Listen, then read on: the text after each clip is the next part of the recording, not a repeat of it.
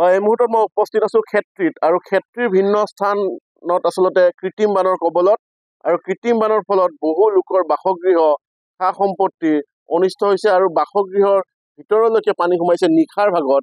আৰু আমি যোৱাকালি দিনটোত দেখুৱাইছিলো যোৰাবাটৰ কেনেকুৱা এক অভাৱনীয় পৰিস্থিতিৰ সৃষ্টি হৈছিল।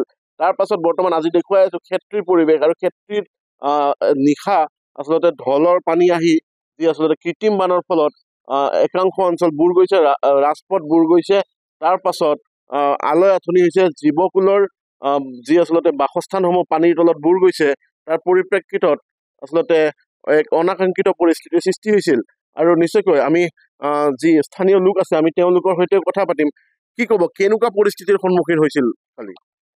যোৱাকালি নিশা অকস্মাত মানে কেনেকৈ আহিল পানীটো একো ধৰিবই নোৱাৰিলোঁ।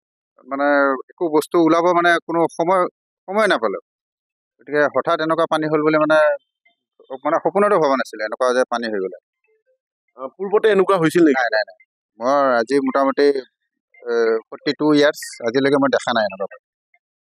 নিশ্চয়কৈ পূৰ্বে কেতিয়াও নহা আচলতে কল্পনা কৰিব নোৱাৰা ধৰণৰ এক পৰিৱেশৰ সৃষ্টি হৈছিল ক্ষেত্ৰী অঞ্চলত। আৰু যি ক'বলৈ গ'লে জীৱকুল যি আছিলে যি আছিলে পশুসমূহ পোহনীয়া গৰু ছাগলী আদি নিশ্চয় এক অনাহক পৰিস্থিতি।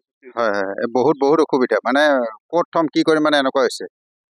ঘৰৰ আচবাব ওলাব পৰা গৈছে? নাই। বহুত বস্তু মানে আলানি হৈছে।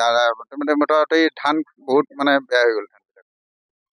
নিশ্চয়কৈ পশুধনৰ লগতে আচলতে ভঁৰালৰ ধান পানীৰ তলত গৈছে। তাৰ পাছত আচলতে ঘৰৰ ভিতৰত থাকিব নোৱাৰে পৰিৱেশ, ঘৰৰ আচবাবসমূহ উলিয়াব নোৱাৰিলে।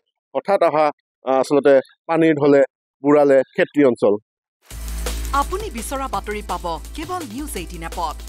নিউজ 18 এপ ডাউনলোড কৰিবলৈ স্কেন কৰক এই QR কোড। গুগল প্লে ষ্টৰতো পাব এই নিউজ 18 এপ।